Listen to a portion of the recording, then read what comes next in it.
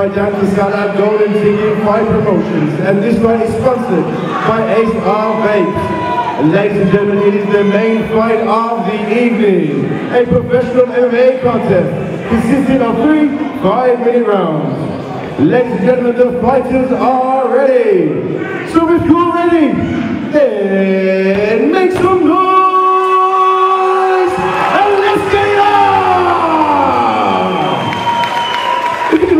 Please welcome in the blue corner, trainer SBG Manchester, weighing in at 70 kg, a professional MMA record of 3 wins and only 1 loss. Ladies and gentlemen, Stephen Lucky T.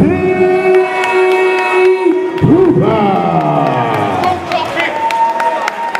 And his opponent in the red corner, UTC stuff, weighing at 69 kg, a professional MMA record of 4 wins and only 1 loss.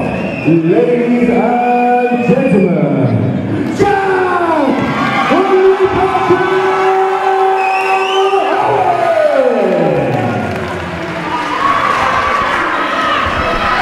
Ladies and gentlemen, it's time for our main event of the evening here at Golden Ticket number 10.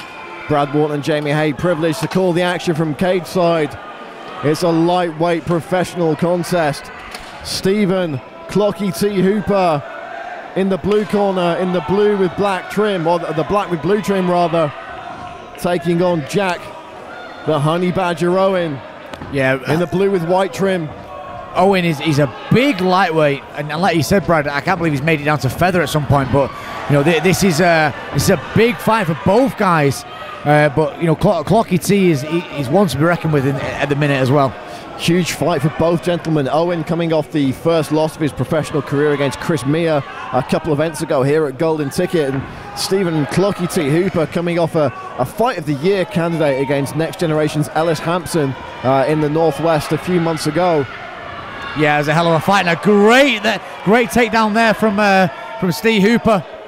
Hooper looking now. This is Hooper's game all day long on the ground. Did some pretty good work on the feet against Hampson as well. Got to watch for his knees in the clinch and the combination punching as he tries to wrap Jack Owen up here. Yeah, he was looking to gift wrap then just to take the back, and that's exactly what he did. He took it back beautifully. He's now controlling it really well. He's got the arm across the neck there. This is looking bad, Brad. This is a terrible position for Jack Owen to be in early on here, trying to defend that neck. Hooper looking to flatten his man out. Short shots coming in from Hooper as Owen tries to defend. Yeah, he's pressuring his hips down there, so he's not allowing Jack Owen to turn out there, which is really good because he stops him turning back into the full mount position. And at the minute, Clock is going for a submission here. He wants to try and finish him with a choke, and you can see he's working on it. He's keeping that pressure right. Them hips are nullified now, and that he's really struggling to turn out. Trying to get on his side. That's what he needs to do to escape from this position.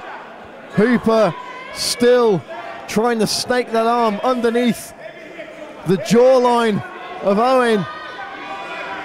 Yeah, Hooper felt him falling off himself falling off the top then. That's why he's gone to the body triangle. And there's no defense of the body triangle at all at the minute here from Jack Owen. Hooper really is starting to look like one of the more complete fighters in UK MMA. He's gone under the jawline again, I think. Can he get this one locked off? Is Hooper going to slide off the back here? Yeah, I think he might slide off the back. Perhaps a little over-eager and a little too high then was Clocky T. And Owen has come out on top in this position, Jamie. Yeah, he has indeed, and that's perseverance there from Jack Owen. You know, great work from the longer-limbed fella as well. So now this could be a good position for him. He could try to transition through, but Clocky's going for an armbar now, switching perhaps for an omoplata variation there, maybe. He's got the arm. Owen needs to be very careful here. He's got it past the fulcrum point though. He's going to get out here. Yeah, but he might go for a lock on the foot at the back. I can't really see where he is though. I've definitely seen movies like this before, Jamie. Hooper going for that knee bar now, trying to fish one out from underneath, Sakuraba style. Looking for the straight knee bar is Hooper. Yeah, he's switching through for that, but he can go for the straight foot lock. He can finish the knee bar from the side there, but he needs to put pressure down on the hips. Owen's got a bit of a bend in the knee though. He's okay from this position. He needs to clear that leg though. He needs to clear the leg from the guard. He's going to spin into this one. He's going to go. Yeah, he's going to go for the. Hooper looking to clear that knee and go for it looks like an inverted heel hook here. Yeah, and this is a naughty heel hook to go for as well. On the inside, this can snap the knee really badly. Jack Owen not looking too pain, but we know with these heel hooks, it's a case of it's not on 1 second, the next it is. Yeah, he's gonna lace the legs up as well, and he's let that go. But like he was gonna lace the legs there, but he can still put that knee back. He can still put the Achilles lock on now. Oh, and Owen now looking for an ankle. Owen's got the heel hook in. Yeah, this looks toe hold opportunity or a heel hook. Yeah, there for Hooper. He's gone back for the heel hook again, but this is a really tiring position to be in, especially in a pro fight. They've been trying for this for probably 2.5 minutes now. Final 10 seconds of the round, and that leg entanglement in the later stages really has been the story of that first frame, Jamie, and what a first frame it was. Yeah, absolutely. I think the dominance on from the grappling started off from Steve Hooper, then towards the end of the round, probably the last minute or so, transitioned in Jack Owen's favour, going for that same heel hook. But I don't know, when he went for the inverted heel hook on the other side, I thought he might have got that, to be honest, because he had the leg laced over, and I thought he was going to be finished. But fair, props to Jack Owen on that one, Brad. I think a combination of technique and toughness from both gentlemen there saw this one go into the second round, whereas with other gentlemen in the cage it may well have been over. Yeah, I think the issue is with the heel hooks especially, there's such a tiring thing to go for, and both guys towards the end of the round was really persevering for them heel hooks. That's quite a tiring thing to do. Let's see how they manage now in the second round, because they both look a bit tired. Well, the longer this fight goes on and the sweatier and the slippier both individuals get, the harder those leg submissions will be to latch onto. So perhaps we're going to see a different method of attack from both these guys in the second round. Jack Owen, the slightly taller, slightly rangier fighter, you think he might like to try and pick away at Hooper from the outside. Hooper rough and ready, looking to mix things up in the pocket perhaps, changes levels. A nice sprawl so far from Owen, but he's getting tangled up against the cage. Oh, beautiful sacrifice throw from Jack Owen there. Now we're going to see the top game from Jack Owen. This is what Jack wanted. He's looking at, let's see what his bicep control's like now. If he can control from the bottom, because I tell you what, a very active guard is Steve Hooper. As you can see there, switching up for that triangle attempt now. Well seen by Jack Owen though, Brad. Yeah, Owen needs to be very careful sitting inside the guard of Hooper. Hooper looking to lace those legs up. He needs to get the ankle behind the knee joint to fully lock in this triangle. Owen's in a bad spot here if Hooper can get this locked in. He is. Elbows from down position as well. See, Owen had the hand in there, always stopping any kind of triangle. However, he could get elbowed, which he did. Well, let's see what Jack Owen does there. Is he going to let Hooper stand up? Is he going to chip away and try and jump into the guard? No, he steps back and he lets Clocky T back to his feet.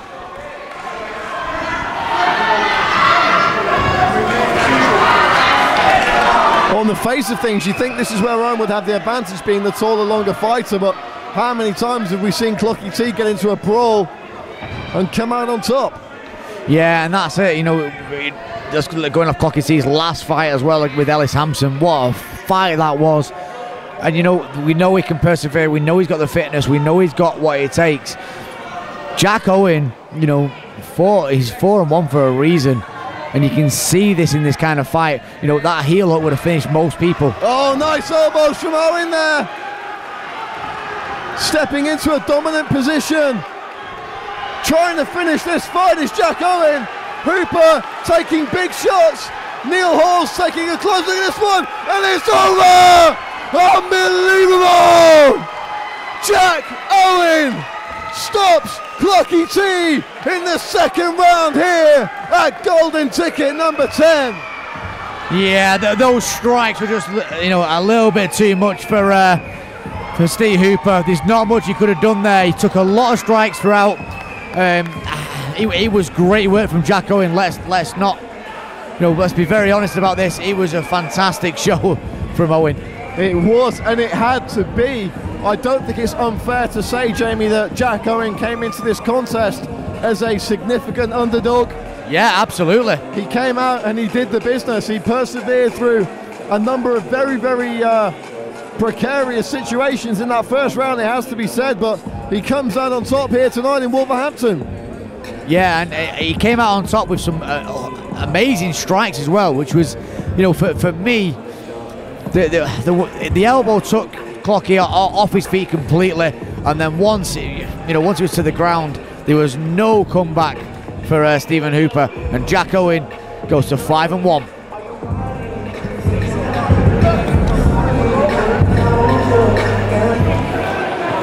Ladies and gentlemen, please put your hands together for both of these fighters. Referee stopped this contest at 2 minutes 26 seconds of round number 2. To the winner by a TKO, Jack Owen! And a big round of applause, please, to his opponent, Stephen Hooper.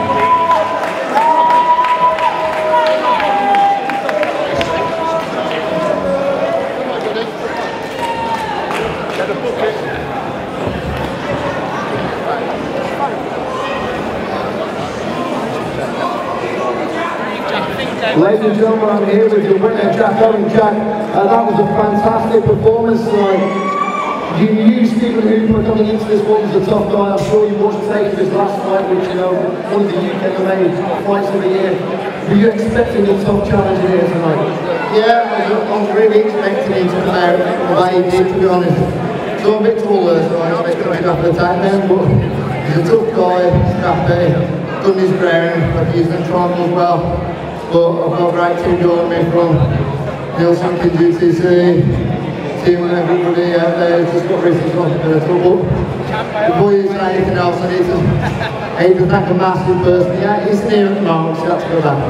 But Rich Hart, English British, I wouldn't be back with a big part of his health. Honestly, he's changed into a different guy, and I hope you can all see that tonight. I'm back. I promise I'm back. There he is. Come on, Rich, get up here. Get up here, come on. You told me to proceed with this now. Where are you? There he is. Good here. Close to here. This man here has been through this training camp and one of the hardest shit in the world to deal with, and he helped me get through it. Other than my beautiful girlfriend, other than that, Rich has been a big part of it. So if you want to become the best fighter you can, get in touch with this guy, English British man. Jack, just a few more words about the fight, if you don't mind. We saw that leg entanglement at the end of the first round. Did you feel in danger at any point? And the fact that you survived that situation, you were attacking with ankle locks and leg locks with your own there, did that give you a boost going into the second round? Yeah, it did give me in the second round, because even though I was going for the submission attempts and one of them was on, keeping my composure. As soon as we got out of that round, I noticed he was getting tired, and it was only a matter of time before catching or something. So, that was the story of the day. Jack, you've got a lot of fans here, a lot of support in the room. What's your final message for everyone who's come down to the Diamondback to speak to support you tonight? I love you all, and without you I wouldn't be, and most of all, the best things on at UTC. John Roberts, Tim Wiles, everybody back, Conor Nichols, and now you're going to mention everyone honestly. I'd like to thank all the sponsors, Roxor, Boots and Fight Gear. This is our Why Not Fighting Fun. And also got tickets for giving this opportunity. I hear the Lord makes holes making. So, just the same. Ladies and gentlemen, a young man has made a statement tonight here in the Golden Ticket Lightweight Division. Please